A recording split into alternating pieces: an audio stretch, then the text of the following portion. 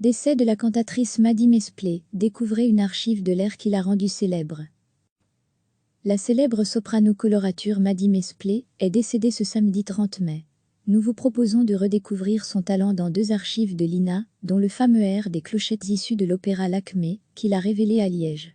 17 jours à peine après le décès du baryton Gabriel Baquier, une autre figure majeure du chant lyrique français, la célèbre cantatrice Maddie Mesplé, l'une des plus grandes sopranos coloratures de France, s'est éteinte, entourée des siens, dans sa ville natale de Toulouse.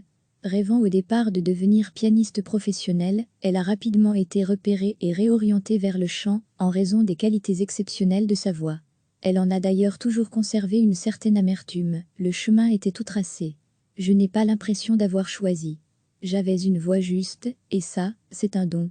Qu'est-ce qu'on peut faire contre cela ou pour cela, confiait-elle à France Musique. Toujours élégante, elle était très reconnue pour sa parfaite maîtrise des techniques vocales, la justesse et la pureté de ses aigus, la richesse et la clarté de son timbre. Dotée d'une très large tessiture, 3 octaves, elle montait sans peine, jusqu'au contresol, et était même techniquement capable d'atteindre le contre-si bémol.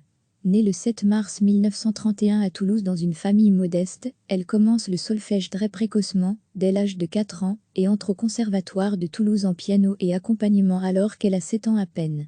Elle y obtient rapidement un premier prix, mais comme ses parents n'ont pas les moyens de financer des études au Conservatoire national supérieur de Paris, elle doit se contenter de jouer du piano dans des cabarets et des bals populaires. À l'âge de 18 ans, alors qu'elle reprend des cours de chant au Conservatoire de Toulouse, elle est repérée par l'époux de son professeur de chant, qui n'est autre que Louis Isard, un célèbre ténor français, qui est alors depuis peu le directeur artistique du théâtre du Capitole de Toulouse. Il l'envoie aussitôt passer une audition à Liège, avec l'air des clochettes de l'opéra Lakmé de Léo Delibes, un rôle emblématique pour les sopranos coloratures françaises.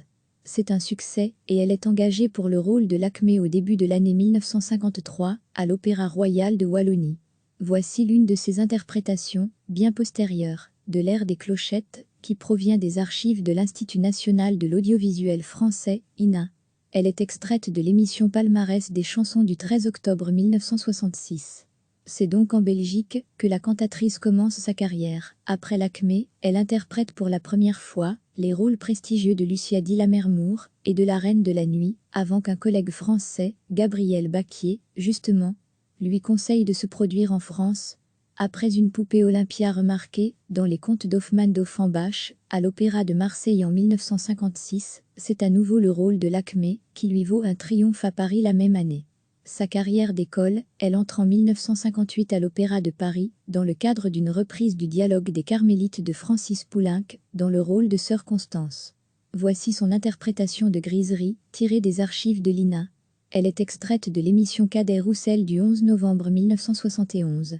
Jusqu'à la fin des années 70, elle se produit régulièrement sur les plus grandes scènes mondiales, le Palais Garnier de Paris, le Met de New York, le Lyric Opera de Chicago, le San Carlo de Naples, le Grand Théâtre de Genève, le Bolchoï de Moscou, et bien d'autres, sans oublier le Théâtre du Capitole de Toulouse, qu'elle a fréquenté assidûment des deux côtés de la scène tout au long de sa vie. Elle abandonne l'opéra au début des années 80 et ne donne plus que des récitals occasionnels, notamment à Aix en 1980, à la Salle Gaveau de Paris en 1982. Elle se consacre alors à l'enseignement, d'abord à l'Académie de Nice, puis dans les conservatoires nationaux de Lyon, Bordeaux et Saint-Maur-des-Fossés. La fin de sa vie est marquée par des épisodes difficiles, la mort de sa fille, âgée d'à peine 32 ans, en 1991, puis les diagnostics de Parkinson en 1996, dont elle témoigne dans le livre La Voix du corps, Vivre avec la maladie de Parkinson. Le 17 mai dernier, il y a 3 semaines à peine, Maddie Mesplé avait justement fait l'unanimité lors de l'émission La Table d'écoute de MUSIQ3, qui était consacrée à la Dame de Monte-Carlo de Francis Poulenc. Vous pouvez la réécouter sur la plateforme Ovio. La célèbre soprano colorature Maddie Mesplé est décédée ce samedi 30 mai.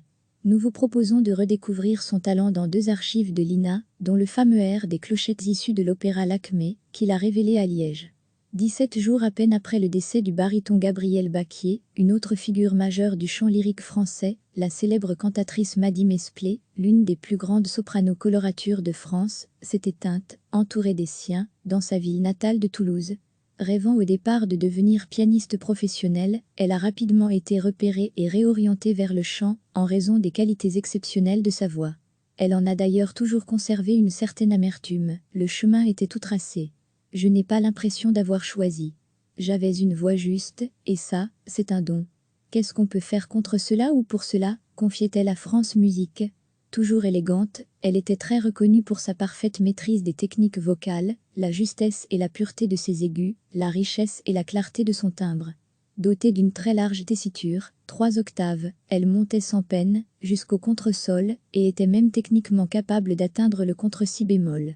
Née le 7 mars 1931 à Toulouse dans une famille modeste, elle commence le solfège très précocement, dès l'âge de 4 ans, et entre au conservatoire de Toulouse en piano et accompagnement alors qu'elle a 7 ans à peine. Elle y obtient rapidement un premier prix, mais comme ses parents n'ont pas les moyens de financer des études au Conservatoire national supérieur de Paris, elle doit se contenter de jouer du piano dans des cabarets et des bals populaires. À l'âge de 18 ans, alors qu'elle reprend des cours de chant au Conservatoire de Toulouse, elle est repérée par l'époux de son professeur de chant, qui n'est autre que Louis Isard, un célèbre ténor français, qui est alors depuis peu le directeur artistique du Théâtre du Capitole de Toulouse. Il l'envoie aussitôt passer une audition à Liège, avec l'air des clochettes de l'opéra L'Acmé de Léo Delibes, un rôle emblématique pour les sopranos coloratures françaises. C'est un succès, et elle est engagée pour le rôle de L'Acmé au début de l'année 1953, à l'Opéra Royal de Wallonie. Voici l'une de ses interprétations, bien postérieure, de l'air des clochettes, qui provient des archives de l'Institut national de l'audiovisuel français, INA. Elle est extraite de l'émission Palmarès des chansons du 13 octobre 1966. C'est donc en Belgique que la cantatrice commence sa carrière. Après l'Acmé, elle interprète pour la première fois les rôles prestigieux de Lucia di Lammermoor et de la Reine de la Nuit, avant qu'un collègue français, Gabriel Baquier, justement, lui conseille de se produire en France. Après une poupée Olympia remarquée, dans les contes d'Hoffmann d'Offenbach, à l'Opéra de Marseille en 1956, c'est à nouveau le rôle de l'Acmé, qui lui vaut un triomphe à Paris la même année. Sa carrière d'école, elle entre en 1958 à l'Opéra de Paris, dans le cadre d'une reprise du dialogue des Carmélites de Francis Poulenc, dans le rôle de Sœur Constance. Voici son interprétation de Griserie, tirée des archives de l'INA. Elle est extraite de l'émission Cadet-Roussel du 11 novembre 1971. Jusqu'à la fin des années 70, elle se produit régulièrement sur les plus grandes scènes mondiales, le Palais Garnier de Paris, le Met de New York, le Lyric Opera de Chicago, le San Carlo de Naples, le Grand Théâtre de Genève, le Bolchoï de Moscou, et bien d'autres, sans oublier le Théâtre du Capitole de Toulouse, qu'elle a fréquenté assidûment des deux côtés de la Seine tout au long de sa vie. Elle abandonne l'opéra au début des années 80 et ne donne plus que des récitals occasionnels, notamment à Aix en 1980, à la Salle Gaveau de Paris en 1982. Elle se consacre alors à l'enseignement, d'abord à l'Académie de Nice, puis dans les conservatoires nationaux de Lyon, Bordeaux et Saint-Maur-des-Fossés. La fin de sa vie est marquée par des épisodes difficiles, la mort de sa fille, âgée d'à peine 32 ans, en 1991, puis les diagnostics de Parkinson en 1996, dont elle témoigne dans le livre La Voix du corps, Vivre avec la maladie de Parkinson. Le 17 mai dernier, il y a 3 semaines à peine, Maddie Mesplé avait justement fait l'unanimité lors de l'émission La Table d'écoute de MUSIQ3, qui était consacrée à la Dame de Monte-Carlo de Francis Poulenc. Vous pouvez la réécouter sur la plateforme Ovio. Cliquez sur s'abonner pour recevoir les dernières nouvelles.